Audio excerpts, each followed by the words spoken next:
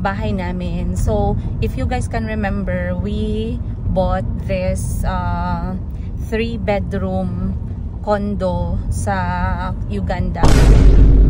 Ang bahay na yan ay regalo sa akin ng aking ex. That's a post-wedding gift para sa akin. Regardless kung ano yung estado niya, binigay po niya sa akin yung bahay. So, etong si ex, nag-decide siya na ibenta etong bahay. Hi guys, maayong hapon. Hapon na, kaulan na po. Time check for 25. So, nakaupo na ako sa likod kasi may nagreklamo na viewer. Sabi niya maingay daw ako para sa driver. So, oy, by the way, speaking of maingay, sabihan ko kayo, isa sa requirement pag nag-hire ako ng driver, hindi ko talaga makalimutan. Kahit tanongin niyo si Yongyong, 'di ba? Gi-mention ko sa iyo na baka maingayan ka, nag-vlog ako, 'di ba? On the day of interview. Oh, 'di ba? Hindi ako magana sa inyo, guys, no joke. Ang lahat ng in-interview ko bago ko po sila tinanggap, mini-mention ko, vlogger ako. Araw-araw ako nagva-vlog. Maririnig mo yung boses ko every single day. Okay lang ba yun sa'yo? Oh, pag ganun pa tayo, syempre dapat, kasi sigurado dapat tayo na hindi mairita yung driver. So, tinatry ko naman na hindi masyadong nakasan yung boses. Kasi syempre, minsan hindi natin alam yung iniisip ng mga nagmamaneho ng kotse. Baka gusto din nila ng tahimik na mundo. Eh, maingay tayo. Pero so far, okay naman. Si Yong naman ay never nagreklamo. Kasi hindi ko naman siya binigyan ng karapatan magreklamo. Pero hindi. Seriously, kidding aside you guys, super seryoso ako dito. Nung in-interview ko si Yong, and I was considering him to be my personal driver, sinabi ko talaga sa kanya na ako'y nagva-vlog. Ang concern ko, bakit ko sinasabi? Ang concern ko is araw-araw akong ganito. Sometimes twice, sometimes 3 times, sometimes unlimited. So, gusto ko ma-mindset yung nagmamaneho ng kotse na ganito pala si ma'am. Kasi ayoko ding isipin ng nagmamaneho na buang yung ginadrive niya. Kasi baka mamaya magtaka siya, sinong kausap? Bakit laging merong kausap? Bakit tumatawa mag-isa? Guys, pag nakita nyo akong nag-vlog, alam nyo ba kung gaano kahirap mag-vlog na ang kaharap mo ay 3 lens ng camera? Alam nyo ba yun? Alam nyo ba kung gaano kahirap sumagot kahit walang kumakausap sa inyo? Hindi nyo alam? O, ayan, nag-i-imagine ako na sinasagot nyo ako or hindi. Alam nyo ba kung gaano kahirap makipag-usap sa inyo ng eye to eye katulad ng ginagawa ko ngayon? It took me a lot of training para ma-master to. Okay? So, sinabi ko kayong na I will vlog, sana okay lang sa'yo, hindi ka mairita, ganun. So, okay lang naman daw. And of course, para masigurado ko din na naka-mindset sila na ganito nga yung klase ng aking buhay, ganito na yung aking routine. So, kung tinatanong ninyo kung naiingayan si Yong sa akin, kahit umupo ako sa harapan or dito sa likod, maingayan man siya sa akin, no comment si Yong. Kasi naka-mindset na siya. Tsaka si Yong hindi din masyado masalita, guys. Kaya nakikita nyo, ako talaga may sarili kong mundo dito. Nagsasalita lang yan siya pag tinatanong ko, which is very good. Kasi I like it kapag yung mga kasamahan ko sa work is hindi kadaldalan. Gusto ko yung medyo tama lang, yung ano lang, sumasagot lang ng maayos, merong pakwento konti, ganun lang, okay na yun. So, pauwi na kami ngayon, time check 4:30 ng hapon. Dumaan ako sa Mandawi Foam, Jansan, kasi meron akong mga bagay na kailangan sa bahay na kailangan kong bilhin agad. Unang-una, at speaking of bahay, yun yung topic natin ngayong araw. Ang bahay namin dito at ang bahay namin sa Africa. Okay? So, bahay namin dito, napansin ko sobrang dami ng mold ng aming shower curtain na plastic.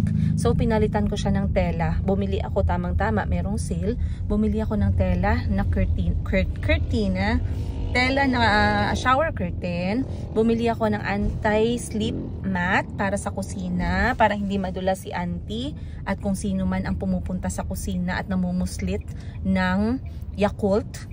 Bumili ako ng self-tilting bowl para hindi mahirapan si auntie maghugas ng mga dahon at mga gulay-gulay dyan. Walang matapon. Bumili din po ako ng Ano pa ba yung binili ko na kailangan sa bahay? Parang yun lang naman ko, konti lang. Basta kung ano yung kailangan sa bahay, inuna ko lang para safety yung mga bata. And papalitan ko din, ako din magpapalit. Number 1, dumaan ako sa Mandawi Foam kasi I wanted to relax, I wanted to distress. Mabuti na lang walang IKEA dito. Kasi kung may IKEA dito, baka buong araw po akong tumambay at bumili ng popcorn sa IKEA. Naglibot-libot lang. So yung Mandawi Foam, maliit lang siya and direct to the point. Si IKEA naman, isang entrance, isang exit lang. Hindi ka pwedeng mag-exit sa entrance. So wala kang choice. Nabubudol ka din talaga. And knowing IKEA, sa kadami-dami nilang etche-boreche sa gamit sa bahay, imposibleng hindi ka mabudol.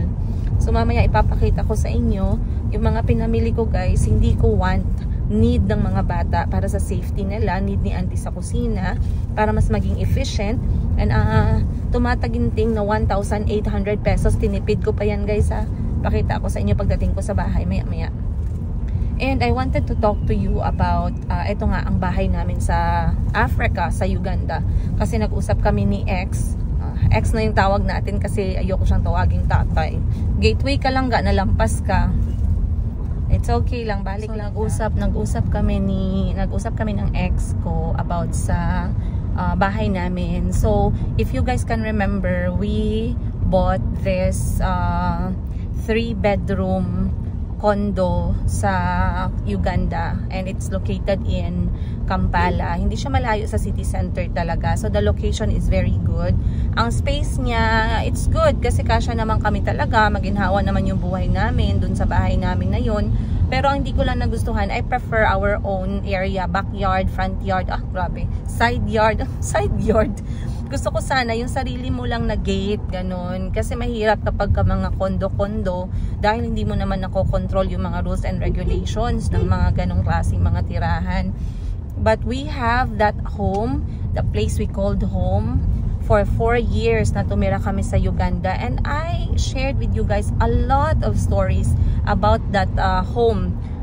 Simula nung dun kami tumira, buhay namin dun araw-araw, ang kusina, ang kain, ang kwarto ng mga bata, ang balcony, shinare ko yan sa inyo lahat, mga events sa buhay namin, vinlog ko lahat at nakita nyo yan. And nung iniwan ko ang Uganda, nag-decide ako na ipasok siya sa Airbnb kasi ang bahay na yan ay regalo sa akin ng aking ex. Okay, that is the post-wedding gift. And he knows that that's a post-wedding gift para sa akin. Regardless kung ano yung estado niya, binigay po niya sa akin yung bahay. And he's very, very clear on that. Okay? Ngayon, of course, I'm grateful kasi nga yung bahay na yan, deserve naman namin yan ng mga bata talaga. Kaya nga, anong mga kasagsagan ng problema, ako talaga yung malakas ang loob na palayasin siya. Dahil bahay ko to, ganun ang drama. So ngayon, inayos ko siya para gawing Airbnb. Too bad, itong Airbnb, hindi naman siya ganun kalakas talaga sa Africa or sa Uganda to be specific. Bakit? Kasi right now, people are still discovering this part of Africa. Hindi natin malalayo sa utak ng tao na meron pa ding mga, anong tawag mo dyan? Meron pa rin silang thinking na etong ang mga bansa dito sa Africa ay hindi safe, hindi naman siya must visit, mga ganon. Pero for me, kung ako tatanungin nyo, the experience in any country in Africa is a one-time experience na dapat talagang ma-experience ninyo sa buong buhay ninyo. Kahit yung safari, game drive lang yung ma-experience ninyo. Asa ka, adto. Marag sa pikas pa ta magliko. Okay? Gani, ano man? My gosh. Yung pag-ana ba? So anyway, I was saying na sinet up ko siya to be tawag nito, to be Airbnb. Pero sadly, mas malaki yung gastos ko dun sa Airbnb na part kesa sa mga tumitira dun sa bahay. So I got actually some guests during the course of 1 year. Pero hindi talaga madami. And mahirap mag-market kasi yung iba pababaan ng presyo talaga. Okay? So etong si X, nag-decide siya nag-decide siya na ibenta itong bahay. Pero with my permission pa din naman. Okay? Sabi niya sa akin, ibenta na lang itong bahay kasi nga meron siyang planong gawin. Nung una, hindi ko kayang tanggapin na ibenta itong bahay kasi nga, syempre, hindi ko naman alam pa, hindi ko pa decided kung ano yung magandang gawin. At saka, ang dami din naming memories ng mga bata doon. Hindi ko alam kung babalik pa ba kami doon, titira pa ba kami doon, or mga bata, sa kanila ba mapapangalan yung condo na yon, yung apartment na yon. So hindi natin alam. So hindi ako nakapag-decide agad. Pero si ex nag-decide siya na ibenta itong bahay at naghanap at meron siyang nakilalang buyer talaga na gustong bilhin itong bahay namin sa Uganda. And sadly nagkaroon ulit kami ng challenge. So hindi namin naasikaso agad-agad. Okay? So to cut the long story short ulit, guys. I did some thinking for the last few months and I came up with a decision. So, since dumating na ako dito sa bahay, papatuloy na lang natin ulit yung storya mamaya. Saglit lang. A few moments later. Nag-declutter kami ni Auntie. Auntie decluttering. Look what she found. Many trash. Because we don't want to live in a garage. Yeah, so many. So we are going to declutter and give away, throw what. But this hat, Auntie, we can use because they always wear costume in school. this one. Yeah. And that is the one by your leg is a camping lamp. That one, turn it on. It's very important inside the tent. Sige. Oh, you see? It's very bright, di ba? Yeah. Very bright. Okay. Yeah, yeah, yeah, yeah. Si Mayumi kumakanta.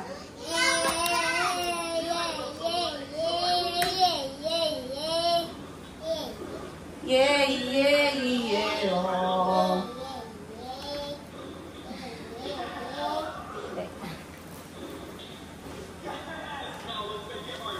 So, ito yung nabili ko, guys, for 1,800. I got this one.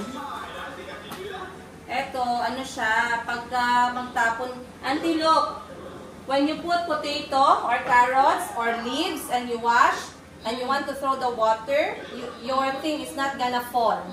It will move on its own. You see? You see?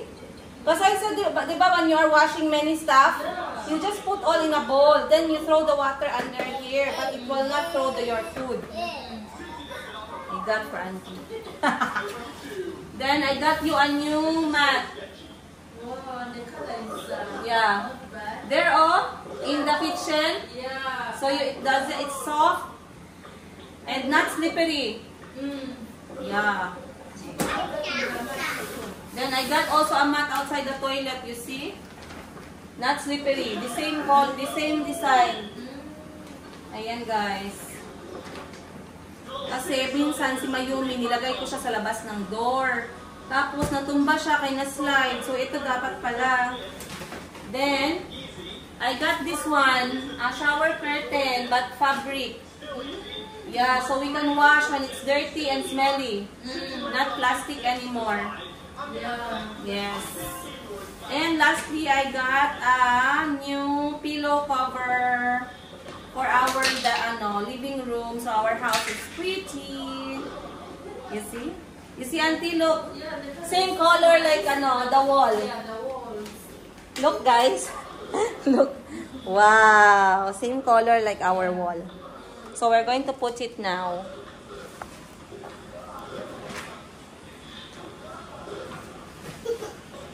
It's not yours, Mayumi.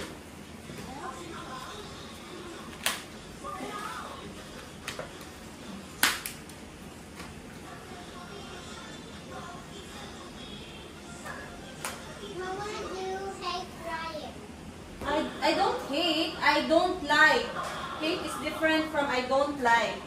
Now, why don't you don't like Ryan? I like Ryan. Butang lang dala ka. Mom, by the way, I even want to subscribe Ryan. Anong plastic mo galon, ha? Mom, I want to press Para, oh. subscribe on Ayaw Ryan. kalimti. I want to subscribe Ryan.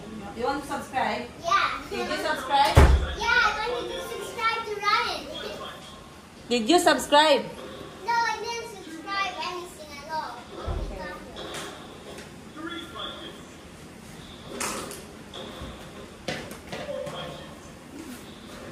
Where's the other one?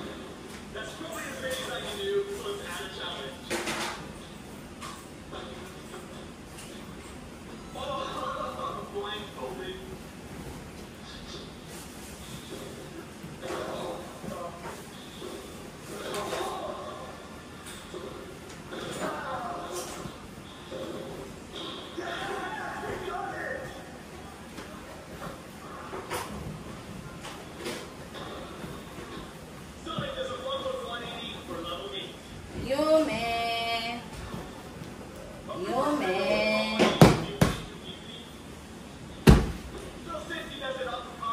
Wow, so pretty. Hello for you. You're welcome, Chico. What Pretty? about me? Wait lang, I'm going to put another one. Is it pretty? Ayan.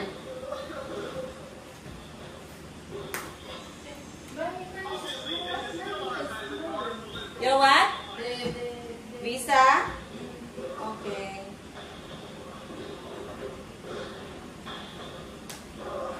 Yung can bring you. Ha? Wala ang saman. Ha? Susi. Lapan ka. Tama ha? Okay. Ayoko na ng plastic. Rapid dito. Makilala ka, ina, ikaw ang nag-drive kasi makakilala siya, kinsa ka ba? Kung mamuta na ano, wala na naapil o labay na na ay mga papel sa gilid.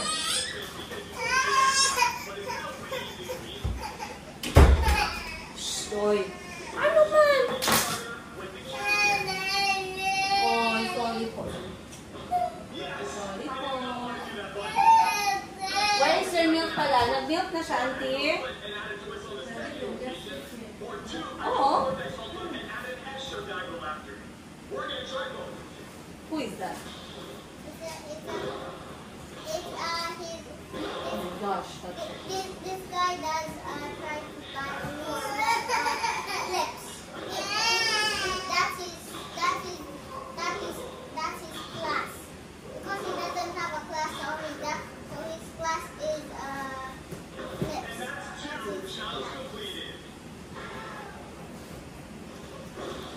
He kind of does all the superhero things like Spider-Man, Ninja Turtle, Batman, Sonic. He does flips. Copy the flips from Sonic every superhero. Only the only one does the flips. Happy. Yay! So So comfortable. a little, but it's too hard.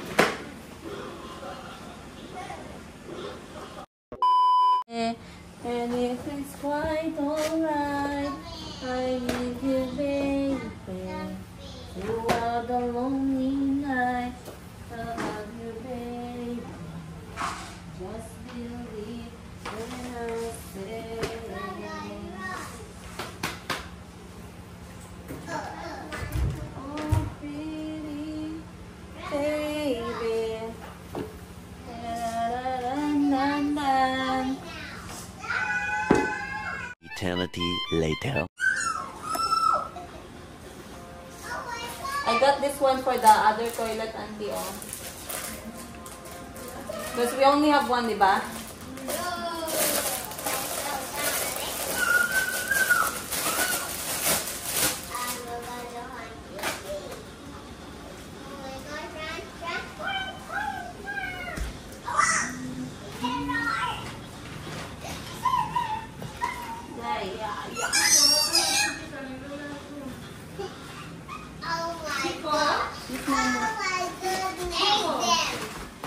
Chico.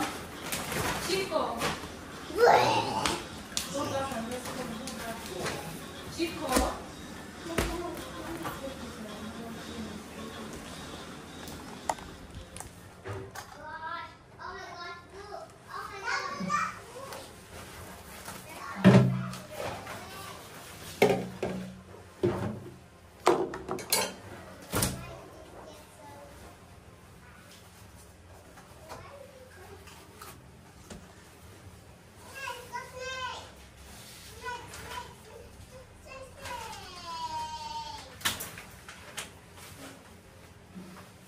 itong shower curtain na to guys, this one is, ano na yan eh, tawag na ito. Ayan, ayang shower curtain na yan.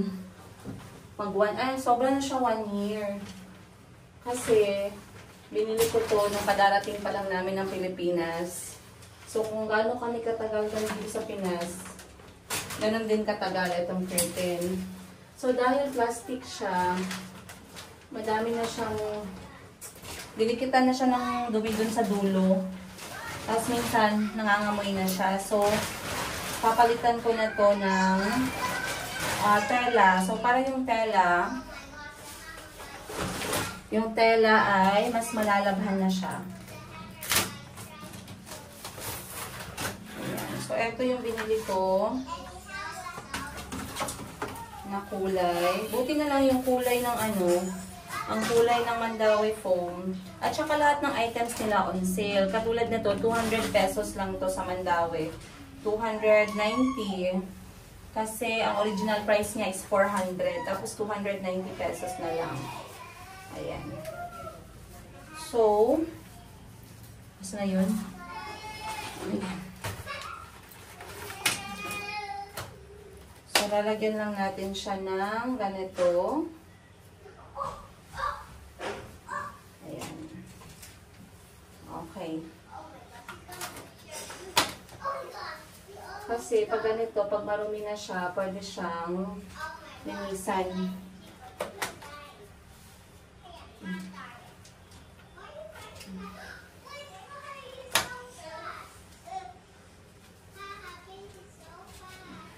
Ayan.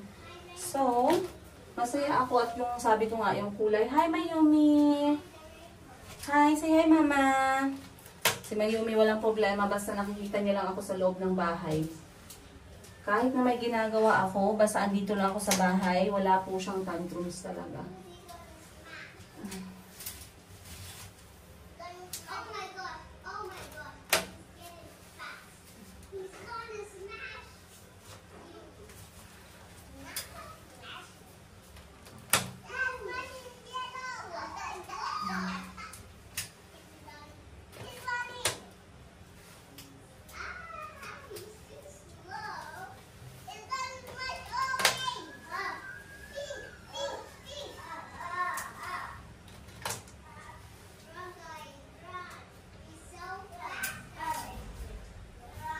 Ganyan siya. Tama lang din yung kanyang haba na hindi pumasok yung tubig sa may toilet area. Ayan. Dami ko na pala dito basura. Ayan. So, next kong papalitan ay sa mga bata. O, di ba guys? Hindi na siya mabaho. Wala na siyang amoy ng plastic. So, eto, kapag narumihan to, lalabhan na lang ba siya. Lalagyan lang siya ng color safe kasi waterproof siya na tela. Waterproof. Kaya hindi naman siya tatagos dito sa toilet. Okay, next natin is yung toilet ng mga bata. So, dalawa yung binili ko. Ayan, same color, same fabric. And then, doon natin ilagay sa mga bata naman. What does Mayumi want? Water?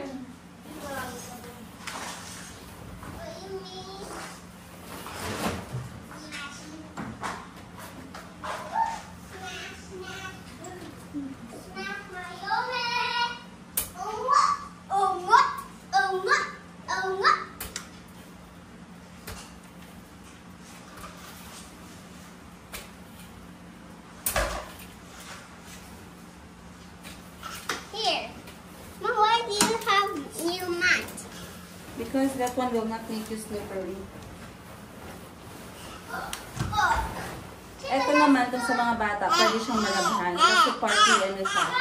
Partly parang tela. Pero ibababad muna sa color safe. Para bumalik yung kanyang pagkaputi. And then it's so close. Kasi marumi na yung sa baba niyo, guys. Kahit maliit lang yung bahay natin, at least maayos. Organized. Safe para sa mga anak ko.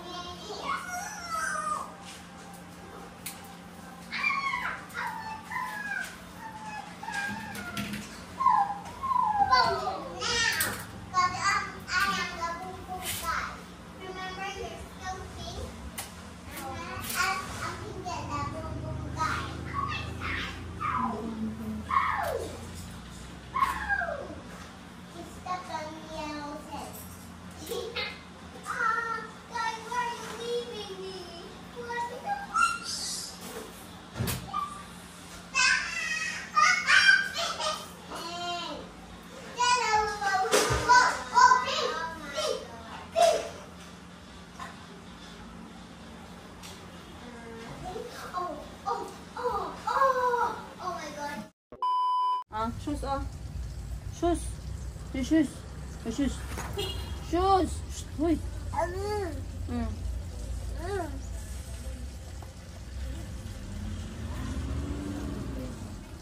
Another one.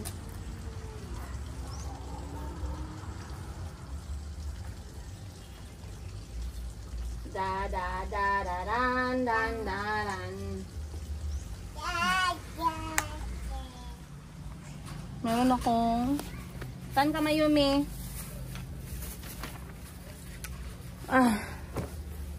Naglilinis kami ni Auntie sa bahay. Nabutan ko si Auntie na nag-organize ng mga cabinet namin. At ako muna iupo dito sa labas dahil kakatapos ko lang din mag-organize ng toilet. Maglagay ako ng bagong anti-slip mat at saka shower curtain. So, nabutan ko to sa labas ng bahay. Ano ba to? Abenson Cool Summer. Abenson Sulit Summer Hulugan. Shop now. Free yung last monthly payment. Pinautang pa tayo. 4,000 pesos for 12 months.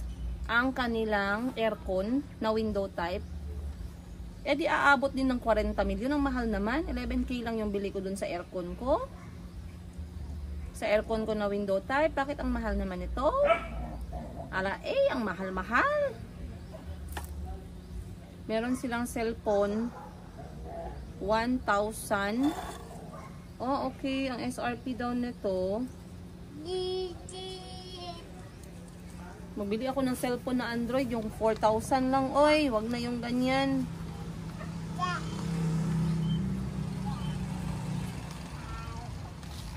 Maganda at mamigay sila ng ganito. Mura lang yung tablet. How about laptop? Magkano naman? 29, 25,000, 30,000, 29,000, tsaka 39,000 yung kanilang laptop. Ito, 25,000, oh.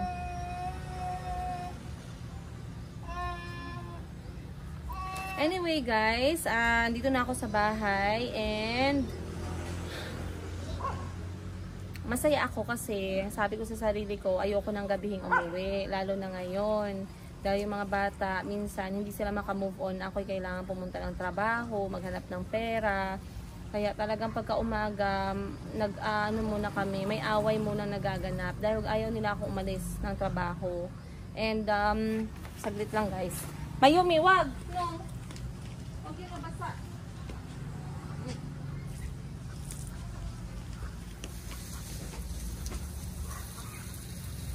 Ayaw nila akong pumunta ng trabaho dahil nga hindi nila maintindihan na ako lang yung nagpro-provide para dito sa bahay.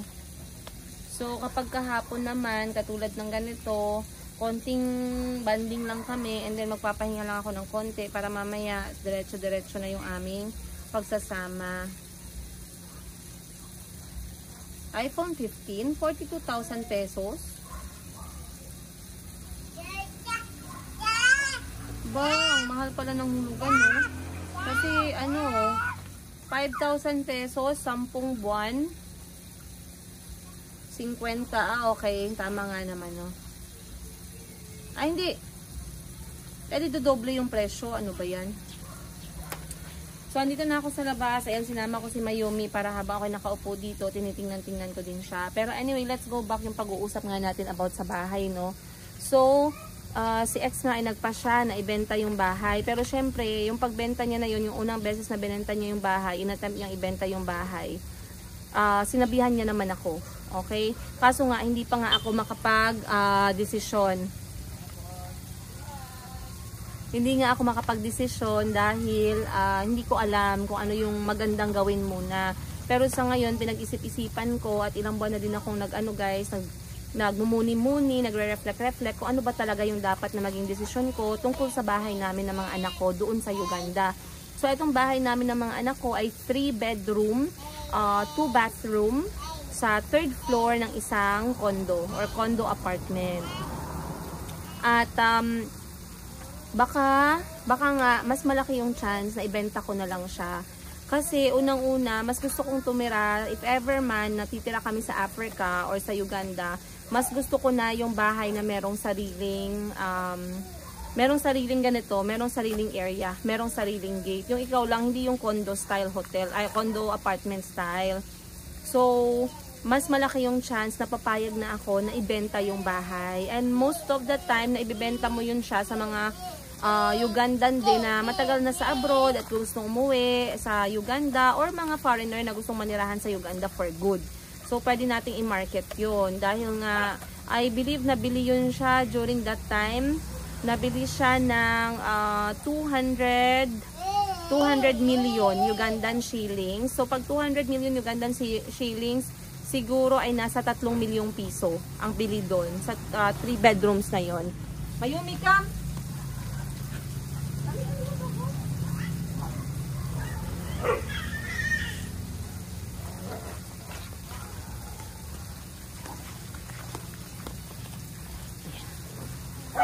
Nabili sa na yon, sa bahay na yon. So pag nabenta yun siya, okay, maganda din kasi at least meron kaming pag-uusapan kung ano yung pwede namin gawin doon.